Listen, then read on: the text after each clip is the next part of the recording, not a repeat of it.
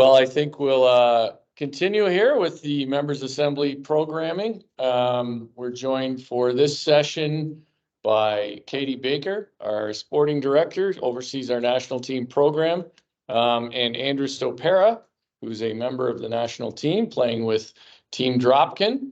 They're going to give you some ideas about what the program is doing right now. Katie's been a great force in really, I think, bringing a new culture and fresh set of eyes to it. Her background, if you don't know Katie, she was at the United States and Paralympic Committee and triathlon, and also at Paralympic, right? At the on the Paralympic side exclusively, right before you joined us. Yeah. So with that, I'll turn it over to Katie and Andrew.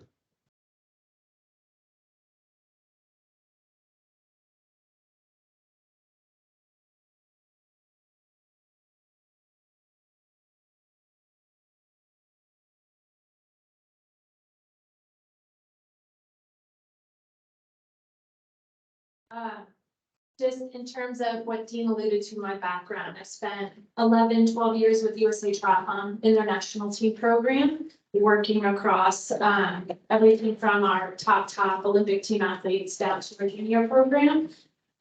Left USA Triathlon and joined the USOPC.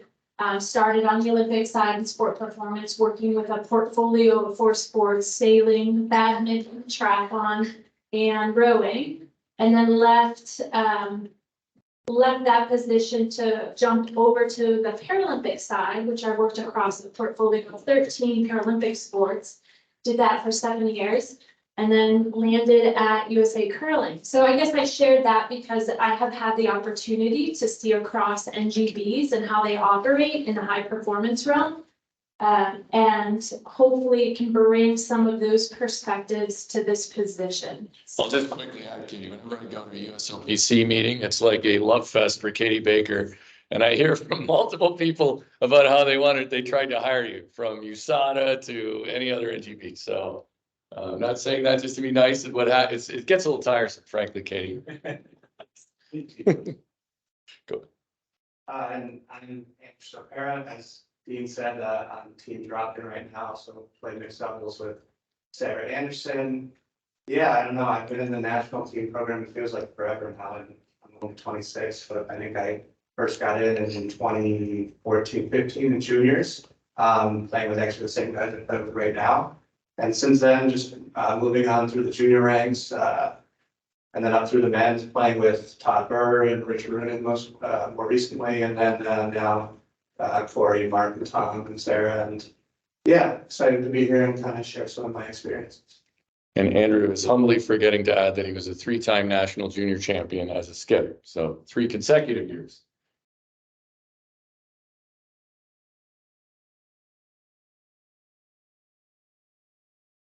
You want me to?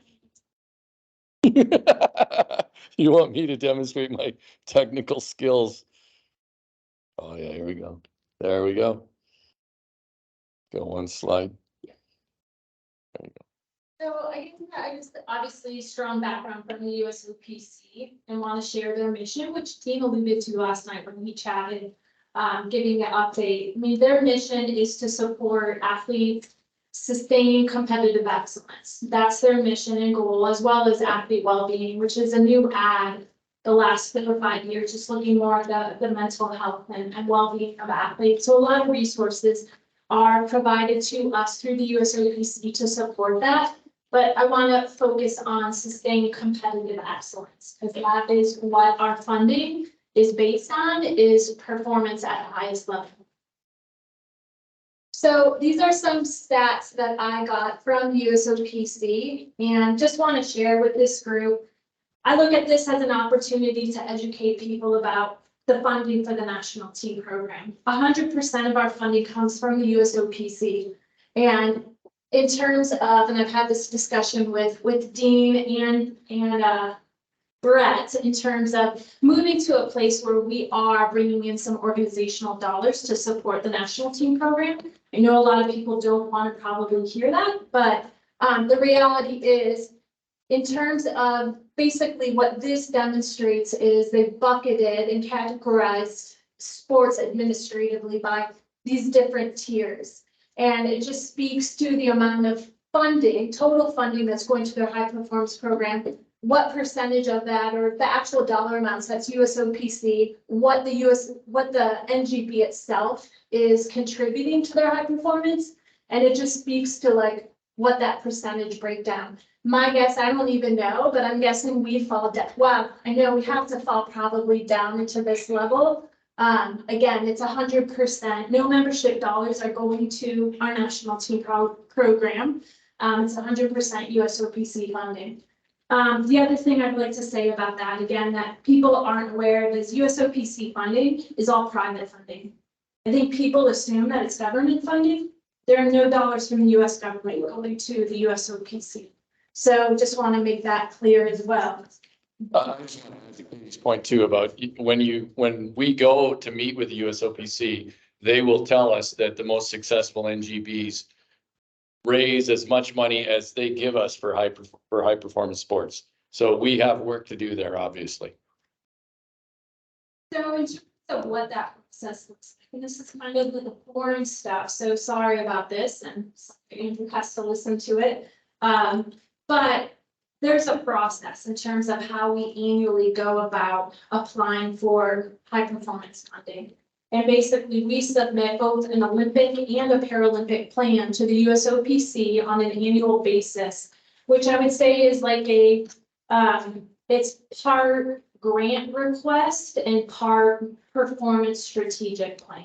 And speaking to how we're going to use dollars to invest in our athletes to perform at the highest level. And that happens on an annual basis. Internally, they get together, have discussions on, okay, where does it make sense for us to invest as USOPC when our end goal is sustained competitive excellence, which means medals at the games. How are we going to invest our dollars? And then they come back to us. And we actually just heard back on our Paralympic funding for the 2024 year. Of course, the Olympic and Para on different cycles, which don't get me started on that, drives me a little nuts, but that's a story for another time. So they evaluate those plans and then again, make an investment in the NGBs in terms of their performance programs. Beyond that, again, Dean alluded to it last night. We received substantial support outside of performance in the administrative realm. So we get a communication grant, we get a grant to support what we're doing in terms of ensuring that we're compliant in the safe sports space, things like that. So it's not all just high performance, they're providing support. Apologies. Support in a lot of different areas. So jumping in to national team resources. So in terms of the funding that we do receive, this is how we're using those dollars.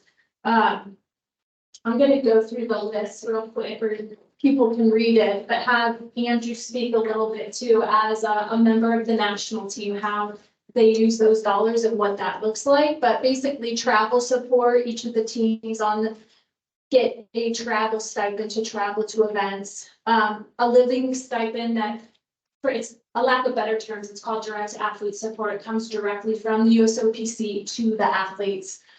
Coaching support, strength and conditioning, sports psychology. We receive an Airbnb VIK allocation from the USOPC that goes to the athletes to support, be able to find accommodations at various events. Sports med support through Michael Lynch and TCO has been a great partner in providing that support. Dr. Ryan Cole over at TCO has been amazing. We have an annual national team camp that just occurred this past August. And then I would say there's some technology support through each of the team coaches, but also we received a Garmin grant. All the athletes receive Garmin. So we're trying to off-ice training, like work more around heart rate, monitoring heart rate, recovery, sleep, all of those things that they need to be aware of to be successful at the highest level. Just to run through the different things. Yeah. I mean, I think the first two are pretty straightforward. Like obviously we spend or would have to spend a ton of money for all the events. Like I think across the two disciplines, I'm in 15 plus events this year, plus practice weekends, plus, going to practice 5-6 times a week. So the opportunity to have some of that paid for is obviously huge for us to be able to compete at the highest level. Like, we want to go to nationals and win, obviously, but also if we are fortunate to go to the world level, do well there and show that we're, a top 10 team in the world, go to Grand Slams, do all that. And the money that we get to help us do that is obviously super important to us. Coaching support, I mean, yeah, there's a great group of coaches and staff. I mean, it kind of runs through the whole list. My teams are fortunate enough to have Mark Lazar, who's been with me for a number of years, but it is a great help to the team. Is traveling to all events, pretty much all of our events, and coming out to practice weekends, and giving us a game plan before and taking video and all that kind of stuff. So Mark has been a great asset, and so have all of the other coaches that we've had the opportunity to work with. Phil is available for practice during the week, and there's a whole lot of number of people I'm probably forgetting about. Strength and conditioning, obviously, like Kate said, Mike in the training house and the TCO have been really nice to have as a local athlete. The opportunity to go to a world-class facility where, we're working out next to professional basketball players and football players, Vikings, and there's more recently, there's been a lot of players from the new women's hockey league. So just to be around those athletes and have a top-end facility and a great coach who can provide us with workouts, and Mike obviously also the athletes not local to the cities also is giving them workouts and managing our programs and stuff like that. Sports psych, we have Carly Anderson and Mike said. Okay, yeah, I obviously work more with Carly, been a great asset for not how long we've been working, but like it feels like forever now, Yeah. 8 years, yeah. So just the same thing, like being able to have calls with her and with the team and all that stuff. Like I think that we've been told like very often that when they surveyed Olympic athletes or US Olympic athletes after Olympic Games, that sports psych is like the top thing on the list that they've said, oh, okay, I should do that. So, keeping that in mind and working on the mental side of the game is really key. And Carly and the resources that have been provided to us are really great. Airbnb, VIK, similarly, kind of like we said, like obviously the expenses are high throughout the season, and being able to get these Airbnbs at like a discounted rate has been so helpful to our budget overall. And the opportunity, like it's also a lot nicer just in terms of, quality of life through events, is that having our own space instead of being, tucked into a hotel room, 2 people to a room for week-long competitions, we kind of get to spread out and cook our own meals, save money that way. And so that's been great. Sportsmen support, I hopefully don't have to do too much with that. That's the plan, is not to see Dr. Cole as little as possible. But obviously we have that research available. And national team camp, yeah, I mean, every August, just being able to bring the whole team together, kind of see everybody. Obviously we see each other throughout the season, but just to get together and train and kind of work on similar things and have meals together and, go through physical testing, I think is important for the program. And yeah, technology support, I think we've, like that's one of the things that's we've seen more of late. Like you touched on, the Garmin watches has been something that we've gotten in the last 6 months, I'd say, and it's been interesting to kind of track more accurately our workouts and stuff like that on ice, off ice. We also have had the opportunity, like all of our games are recorded by our coaches. So just to be able to go back and watch, and we also wear mics during the game. Usually 2 players on each team are wearing a mic. So just to get all that feedback, as much feedback as possible is so helpful to us. It's especially, when you're on the ice in competition, it's really hard to take a step back and get a good perspective on what you do out there. So just all these different resources to kind of give us feedback from games, whether that be our coach or the video or the audio or, our Garmin has been really great. Yeah, and I just want to state, I mean, this looks like a lot, like these have a lot of resources, and they get utilized by our athletes. extensively. But it's what they need to do to be the best in the world and compete with the best in the world. I guess I'd also like to, in terms of like a travel budget and things like that, I mean, Andrew alluded to it, like what we're providing to them does not cover it. There's a huge gap, especially your team in general that is competing very, very often. Like I've asked them, like, do your, and then give me the cost gap analysis of what we're not able to cover. And it's still fairly significant. These athletes are, working full-time, they have families, they are, trying to fit this in on the side. So while at the end of the day, it is a decision that they make, the athletes that we have in the program have been pleasantly surprised at the level of commitment and everything they're doing to compete with the best in the world. So again, I mean, these resources are so crucial for their success at the highest level.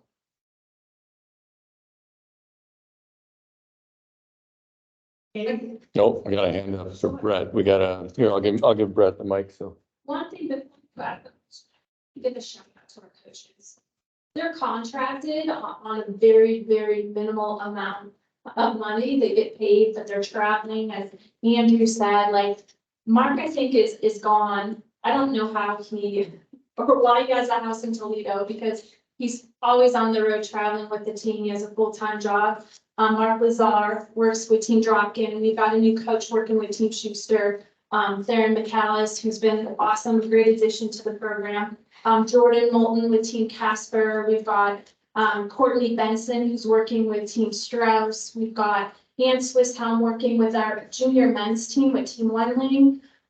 Mike Moore, also who's from Cleveland. He is working with Team Shield, the junior women team. We've got Tim Stolen. Yes, sorry, Earl Morris working with Team Anderson. Kathy Overton, Clapton working with Team Peterson.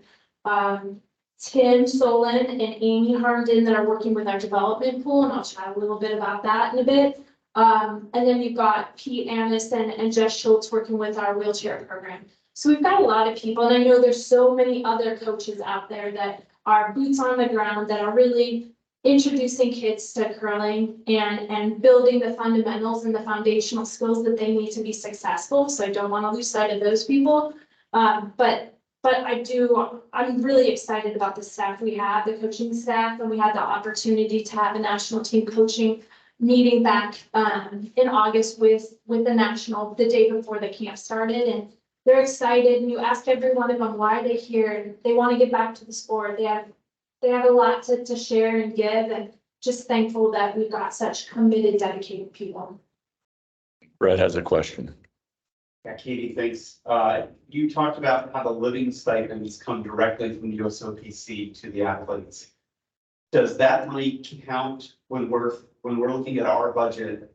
Does that money show up in that line item, or because it goes directly from the USOPC to the athletes, that money is in addition to what we see in our budget?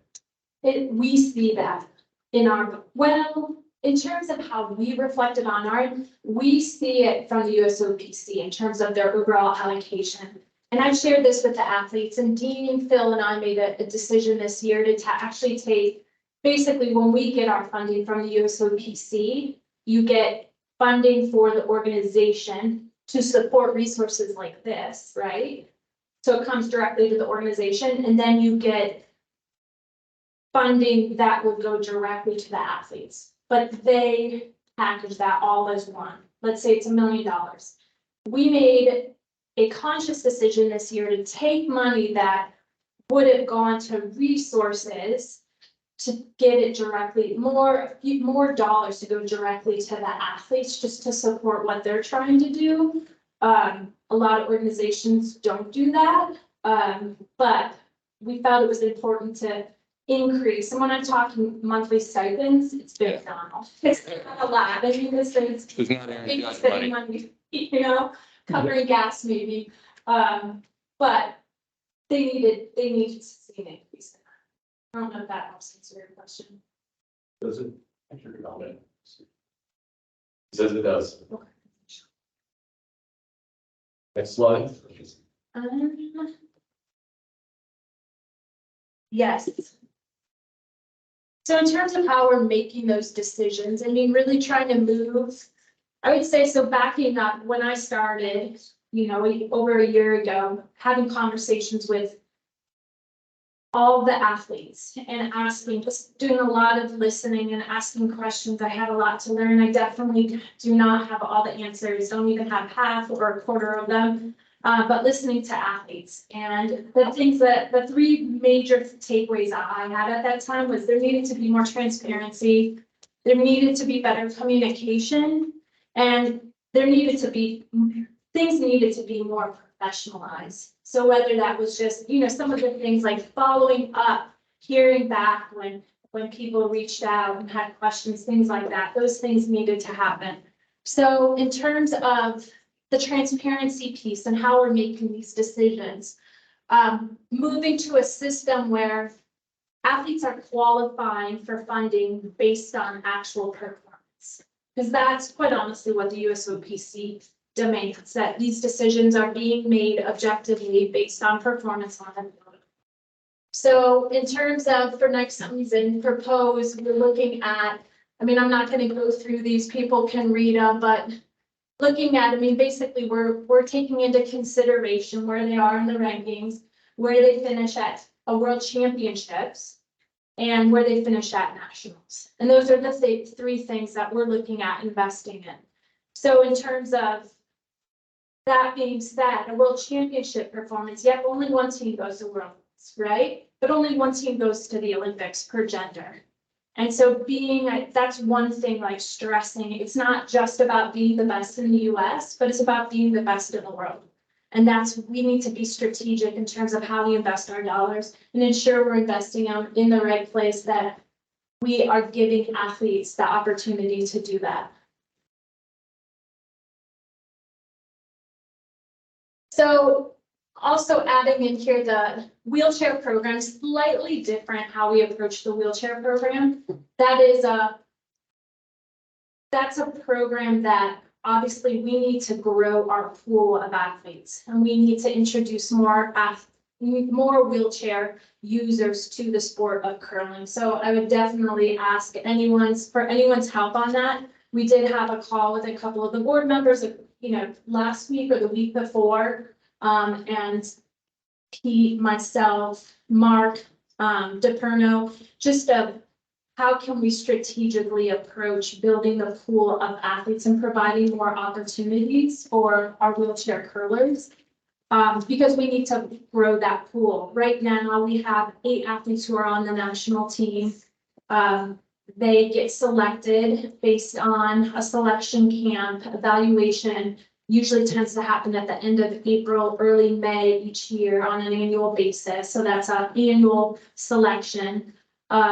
This past August, we finally got the news from the IPC, the International Paralympic Committee, that mixed doubles wheelchair curling was added to the Paralympic program, which is a great thing for us to have another opportunity for a medal. And it's also good for us because Pam and Dave won a silver medal this past World Championships in mixed doubles wheelchair curling. So we have some talent in that space, and hopefully we can continue to support that program.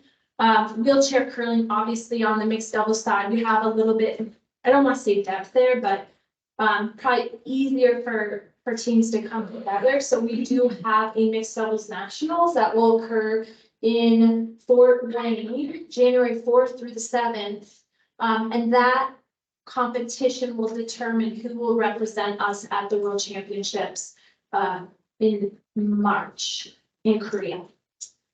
So that's a little bit about the wheelchair program, but again, just trying to grow that program and get more athletes involved, and even looking at some talent transfer opportunities in terms of taking athletes from other Paralympic sports and introducing them to curling. So, you've got some good solid athletes, and bring them into curling and get them up to speed that way. Is an approach we're working towards. The development pool, that's a program that started last year, and I kind of say I somewhat inherited, to say it that way. It's really, I think this program this year, we're not financially supporting this program in terms of giving any of the athletes actual dollars, but more, we wanted to provide them with what I consider like performance advisors, and that's Tim Solon and Amy Harnden. Being able to work across the program of roughly, I think, 16, 18 athletes, and just they make themselves available to be on the ice with the athletes. They, Mike. facilitate any type of discussions, debriefs they need to have, or pre-event meetings. They have access to the training house and the strength and conditioning support there. So there's no actual monetary support going out the door, but it's all like resources that they tap into or they don't. And if they don't, well, that's unfortunate because they should be. And then the junior national team, currently that program, in terms of that team, we're supporting one men's, one women's team. And it's always the winner of the prior year nationals. That is something that is supported through our national, or through the high performance support that we receive from the USOPC, which is a little rare. USOPC doesn't usually like to support development or junior programming, but they do for USA Curling. And I just included some resources in terms of, I feel like websites that I am constantly on. If anyone wants those, it's no brainer. I don't really have anything else. What did I miss, Andrew? No, I think you're good. Nothing? Next comes to mind right away. Dean, do you have any questions for us? Yeah, sure. I'll ask questions now. What I will say, for people who are, I was in a previous version of the program as a player, and certainly involved in USOPC, AAC, and the AAC. One thing I think that's important to note, there's a culture based on results right now. And while sure, we have dollars and we are choosing which teams get those dollars, as Katie said, they're pretty objective means now to determine who gets the dollars. We also don't have any discretionary selections of any kind. So, there are no picks to go into the Olympic trials. It is going to be, it will be based on performance on the ice, whether you receive funding or not. Now, obviously, our funded teams are favorites. They play a lot and they're chosen because we think they have talent, and that's why we're funding them. But the discretionary selection era is over. That doesn't happen anymore. And as Katie mentioned, we're trying to make even the funding process as transparent and objective as we can in the sport of curling. But nobody's getting funding because, we show up somewhere and think it looks like they have a nice slide. Let's put it that way. So, it's all about results, and it will continue to be about results. Brett joined me at the USOPC assembly where Rocky Harris, who's the head of NGB services. No, he's not NGB services, he's NGB performance. What do they call it? He's the entries. Yeah, so he oversees, and his funding model, he was pretty frank about it. It will be based on results. It will also be based on how well we treat our athletes, right? So athlete well-being does matter. Results matter, and operational excellence matters. So are we an NGB that's operating well will matter as well. And some of that, quite frankly, I think will be measured on how much money are we adding to the USOPC funding. But, they don't want to fund NGBs that aren't operating well, and they are not going to fund generously NGBs where they don't see really good chances for medals. So, and we have a different model than a lot of countries, as most of you in this room and many of you on the call know. Our model is not, say like Sweden, where they're typically picking a team, funding that team. We're trying to build teams and have results on the ice matter. So, and I think, frankly, I think anything else is un-American. So I'm glad that we're doing it that way.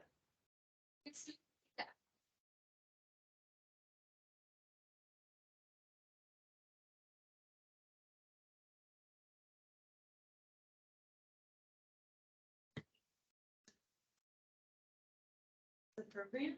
And while each individual team wants to perform and perform at a high level, the more teams we have pushing each other just only makes the program as a whole better, which benefits everyone. So it's like this, obviously a good cycle in terms of continuing to push and push each other, perform at a higher level. And I think it was this past year, we had 3 teams for the first time in the Yeah. players. Yeah, and we have 6 teams at the Grand Slam coming up. Some in tier 2, some in the main Grand Slam, but that's more than we've ever had, I think, in an event like that. I just say I think our athletes right now are incredibly committed. They are, I mean, I think a lot of us, it's easy to be envious because we love curling. Oh, this would be great. You get to go around and curl and compete, and we all love it. So, but it's not easy, and it's a grind, and you're filled with some doubt, I think, when you're doing this about what you do after you curl, and you're trying to plan your life and juggle jobs and everything else. And,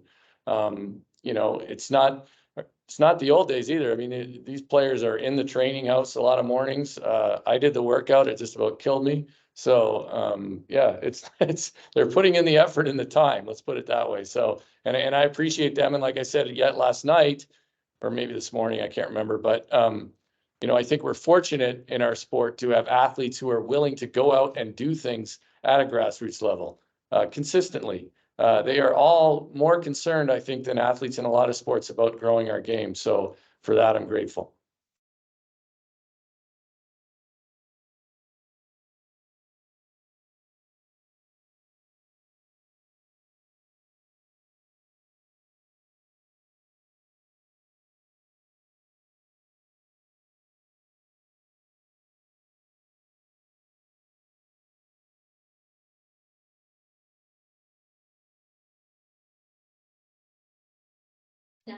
Hopefully no triathletes are listening, but I never saw that with our triathletes. Like, you had to beg them to do anything.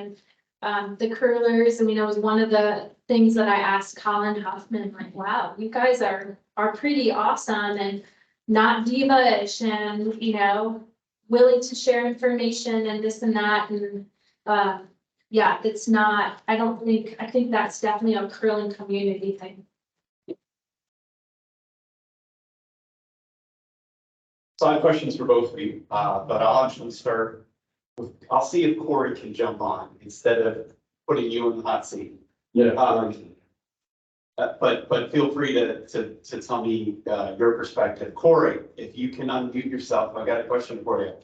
And that is, how do you feel that you're accountable to USA Curling? What metrics are you being judged by besides medals that on a day-to-day basis that help you understand what you need to do to succeed?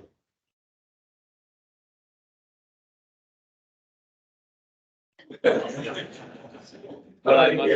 muted himself. There he goes. Can y'all hear me? We Yeah, can. go ahead.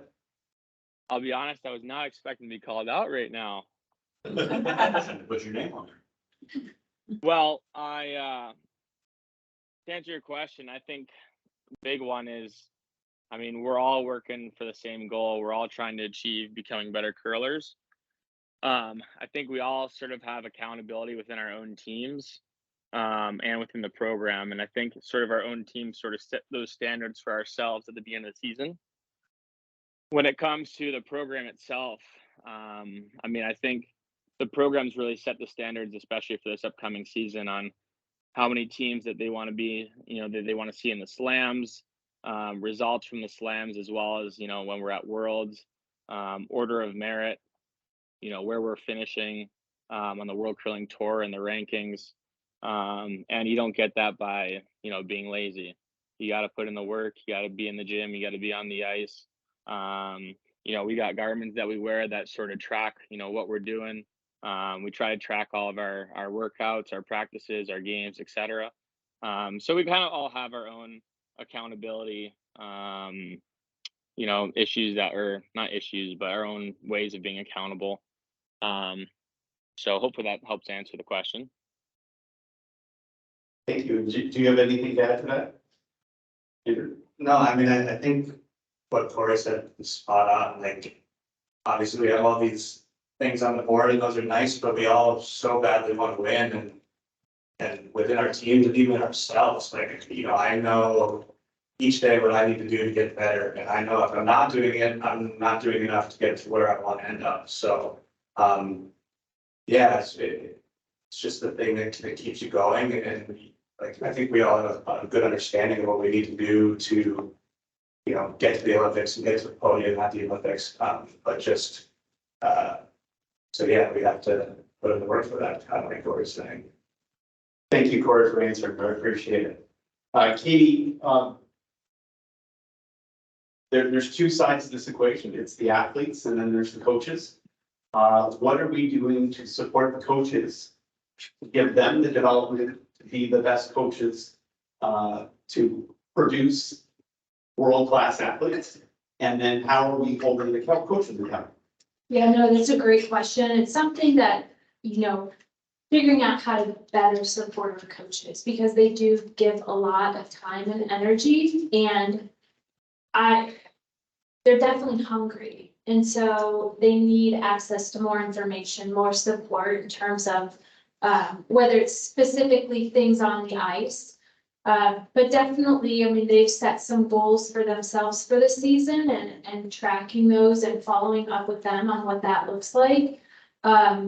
We, again, through the USOPC, they do an amazing job of providing resources for coaches that we're pushing out to them all the time, whether it's, you know, in-person trainings, clinics, whatever it may be that aren't, you know, sports specific, but, you know, overarching coaching skills. Definitely encouraging our coaches and doing what we can to support that they apply for those opportunities. Also trying to, you know, starting small, but with some of the junior coaches that have asked for help. They just need help in terms of whether it's curriculum or whatever it may be, but trying to set up some opportunities like kind of more organically it's happened, but shadowing opportunities, mentorship, more things like that definitely need to happen. But a couple of the junior coaches had the opportunity to sit with national team coaches at this most recent US Open, just watch them pick their brain, ask questions. It wasn't anything structured. It's something that, you know, I'd really like us to structure more, to your point, so that we are developing our coaches because they are putting in the time and energy and they are developing our best athletes. And so we have to ensure that we have the right people in place doing that. Yeah, just say quickly, Brett, I think we need to add coaching pathways. We're working on that. We all wish it was happening faster. You know, it takes a bit of time, but we're definitely, I think our sport, to be honest, is about a generation behind other sports when it comes to coaching. And then our organization has to catch up a bit too. Yeah, that coach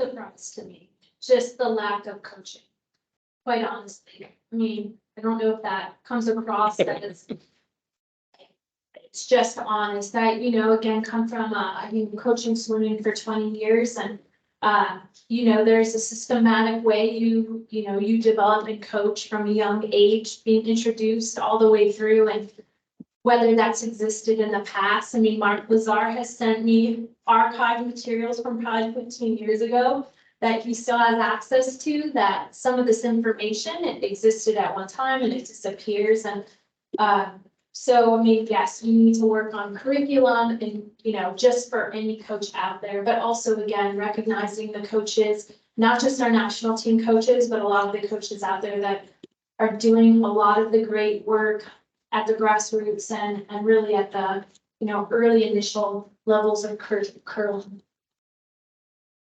Any other questions? Wayne has a question. Oh, you go, yeah, go right here. I'll get to you, Wayne, but he's closer. Fair enough. I just had a question about sort of mixed doubles, since it sort of seems to be one of the avenues that a lot of people might listen to in the general curling community see as a possible way into the higher level programs, particularly like Rock Creek, where we saw not just the national team players, but several other really good teams from just the general curling community that are trying to break in. I was a little concerned that I guess there was some talk going around about shrinking the mixed doubles nationals. Can we is that gonna stay at 16? So teams that are working towards that can actually have a possibility to get one of those 6 slots? I'll take that one. So I'm looking over at Alex and smiling because we don't get everything right all the time. And we did discuss shrinking the mixed doubles field. We got a lot of pushback from the AAC. So the mixed doubles nationals field still at 16. The trials field will be smaller, but I think that that's appropriate. But the mixed doubles nationals field, yeah, I'll be perfectly honest, I was in favor of shrinking it. But thank your athlete representatives. And we always listen to our athlete representatives, and we had some pretty serious, not always. Alex just laughed, he said always. I said we always listen, we do always listen. But yeah, so it's staying at 16 right now, and I understand that sentiment, right? Because, you know, you sort of think if I could do mixed doubles, I don't have to put together a team with 3 more people, I might only need 1 more person, but of course, you also have mixed doubles world champions in our country now, so there's no easy road to anything right now if you're competing, but that's a good thing. I read some years ago where a survey was done of Olympic athletes who competed across all different sports, and they were asked, what's the one thing that could help you have done better at the Olympics? And the overwhelming response was more financial support. And with countries having professional curlers, where they don't have to worry about getting 40-hour work weekend along with everything else, are we always going to be considered underdogs when it comes to playing professional curlers? I mean, it's a great question. I mean, that's why I bring up the funding in terms of it being 100% USOPC. You know, I think the organization, we need to bring more dollars to the table to support them financially at a higher level. I think, you know, in terms of what I brought up earlier about the USOPC, in terms of it being all private funded. I know that a former CEO and board chair of the USOPC, they were asked, are we ever gonna, because we're underfunded compared to all the other countries in the world, because I think we're one of 2 countries that funds our Olympic and Paralympic committee privately without government funding. And the question was asked, will we ever approach Congress and ask for dollars to be appropriated to Olympic and Paralympic sport? And, you know, absolutely not, because we do continue to be successful. And that's not a great answer because we're falling behind across sports in general. I think we're, you know, we are falling behind, but in terms of your question, like, I think that that's collectively, like, as a group, as an organization, trying to bring in more dollars to support what the athletes are doing. Also more support in the junior space needs to happen, whether that's, you know, dollars going to coaching or building more programs around junior curling, that just needs to happen. But yes, right now, we're definitely, I mean, I'd love to hear your take on that, because if it were me hearing my competitors are able to not have a full-time job and train 24/7 and have access to this amazing facility, I mean, yes, that puts you at a disadvantage. Yeah, I mean, it's something, quite honestly, that we really at least try not to think about, but if you look at like other countries, like the model and the Scottish program, and we've been able to plan an event over in the facility they have the last couple of years, and, you know, just hearing about, like, you know, they're at least their top tier athletes like the Mallets and Ross Whites and forget the women's team, Rebecca Morris. But like these things are getting, you know, full-time salary, and they're getting their entire season covered, and they're required to be at the facility for 2 practice sessions a day and a training session a day, 5 times a week. And quite frankly, I don't think that's possible currently for anybody in our program. So yeah, I mean, like we're up against it because these are the teams that we ultimately want to beat when we get to World Championships and the Olympics. But I think that's the reality of where we are now. So just trying to, you know, focus on what we can do to get better, as opposed to worrying about, you know, how much more fortunate these other countries are. That's a good attitude, Andrew. Is that Carly Anderson? I will put some of that on the organization too, right? Because I think one thing we need to do as an organization is make the curling community, I think I mentioned this last night, make the curling community feel more connected to the success of our elite players and teams. And I don't think we've done a very good job of that. I'm not exactly sure why. I've talked to Dick Dawson, our secretary, a bit about soccer. You know, you think about soccer and how you can be a recreational soccer player and you feel pretty invested in the success of the men's or women's teams.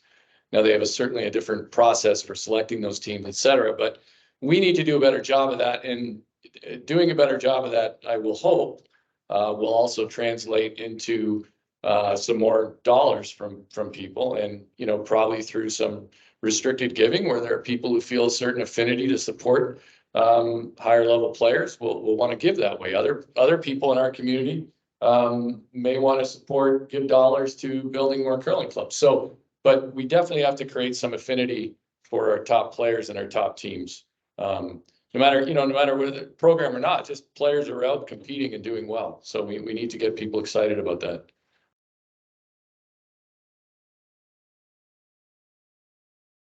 Yeah. What do you have, Lisa? But it's curious. Yeah. I mean, probably, I can tell you the numbers when I was getting back in the day, so this is maybe like, so not particularly what everyone's getting now, but if at our top funding, we were getting. Alex, and people online can't hear you.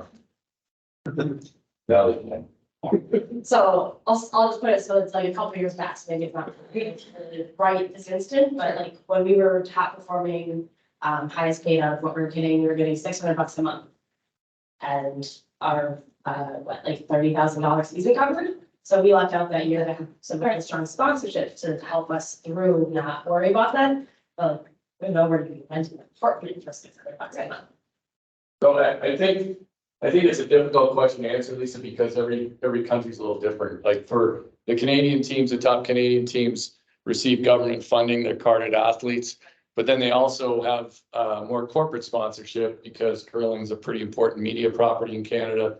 So, I mean, I know, you know, probably the top, but not all of them, but maybe the top 4 or 5 teams in Canada are getting $400,000 or $500,000 in corporate sponsorship, in addition to maybe being carded athletes. And then you get countries like Sweden, where everybody thinks Sweden funds wholly their athletes. It's a little, they do pretty well, but they're not like raking it in. Scotland is probably on an individual basis. UK, they're probably getting but the most. And then, of course, countries throughout Asia have been, you know, we don't really know what they're spending, but it's, you know, it's a lot. And I think a lot of it goes up and down. You know, it'll, you know, obviously, for instance, Korea funded their curling teams a lot in advance of 2018, right? China funded teams in advance of Beijing. So it's hard to say. I think it's just appropriate to say we're likely being outspent and our teams are competing on less dollars. So.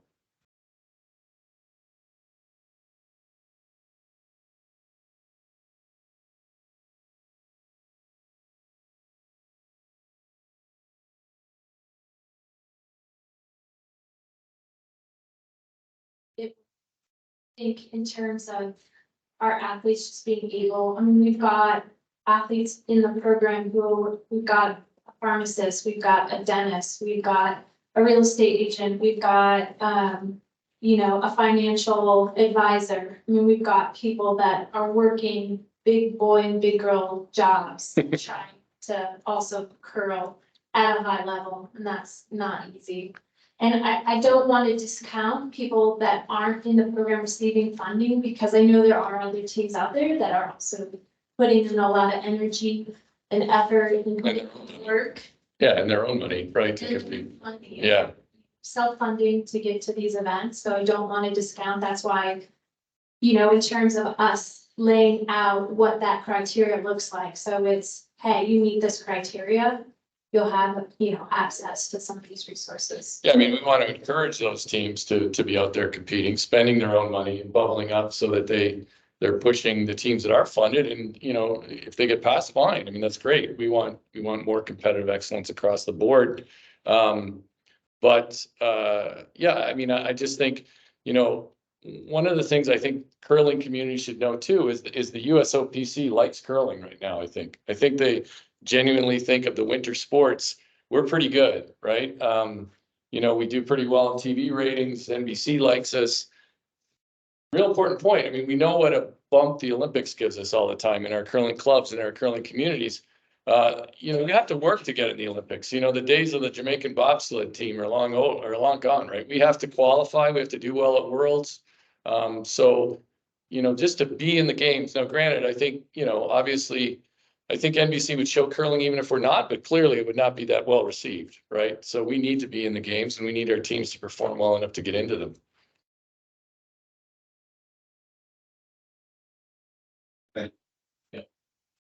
Hey, this question, you talk so much about funding that's coming to you. How does it vary from when you're in a year prior to summer game versus you're in the winter series? Does the funding sway dramatically one way or the other? This coming season. I keep telling Phil that, I'm like, well, fingers crossed, they've already allocated their dollars for Paris next go around, because the funding, those conversations will all happen at the end of this coming season. So they'll look at like, what did our athletes do this current season? They'll take that into consideration. And again, they've got their own budget to divvy up across the 8 winter sports, right? So it's a winter sport budget for USOPC. But at that time, they will have already allocated for the summer sports leading into Paris. So fingers crossed that frees up in a sense, or they funded what they think they should, and then focus turns to winter. As horrible as it is, but having lived, you know, within those walls, like winter sometimes doesn't get the attention that summer does. But, you know, I think the people that are working on the winter sport side in sport performance, like they are, you know, banging the drum and bringing more attention and reminding people that, hey, we've got some great NGBs in the winter sports space. So, but yes, to your point, it tends to ramp up as you get closer to a games for whatever the summer.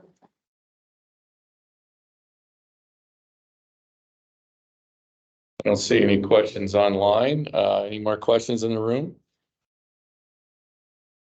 Well, thanks, Katie and Andrew. I hope everybody enjoyed this. Give you a little more insight into what goes into the program. And, you know, I'm thrilled to have athletes like Andrew and others, all the athletes that both are funded athletes and athletes that are out there competing hard on tour. Thrilled to have all of them, athletes who are trying to get to mixed doubles nationals, including our board chair, by the way, who wants a spot in mixed doubles nationals. He's still ticked at me that this meeting meant he didn't get to a qualifier Bonspiel, that could have got some points. So I appreciate all of that. And you know, I think I would love to sort of see our curling community get behind the efforts of top players and celebrate them. I mean, just like we do. If you're a sports fan, you celebrate the efforts of the top players, and I think we can do more of that in our sport.